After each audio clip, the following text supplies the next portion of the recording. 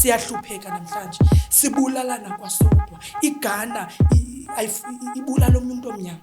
iSouth Africa ibulala omuntu omnyama. Sozuve kuthiwa kubule umuntu omhlophe. Sibulalana kwasodwa ngoba kutheni? Bathi xa besicolonizer basishiya sijongene ngezikhondo zamehlo. Inkolo yaseAfrika inye. Ayikhwela. EyaseAfrika. Andithethi ngenkolo zekwezinye indawo. EyaseAfrika inkolo inye.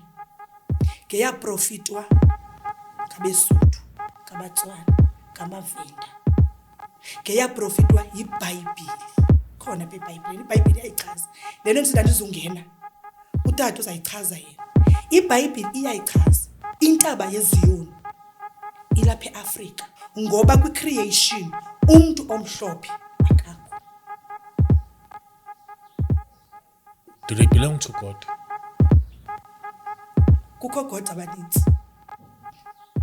Akamnyanga uGod. They belong to God kodwa kuGod wabo. Not the supreme. Not the same God as thina as Africans esibelieve kuzo. Bendiqalele eqaleni Tata uChris ndathi bacolonizer ubuthixo bethu. Basinika lo God babelieve kuba kubo bona bantu bamhlophe. Lo God thina usiflatheleyo kuthe because asikho under yena.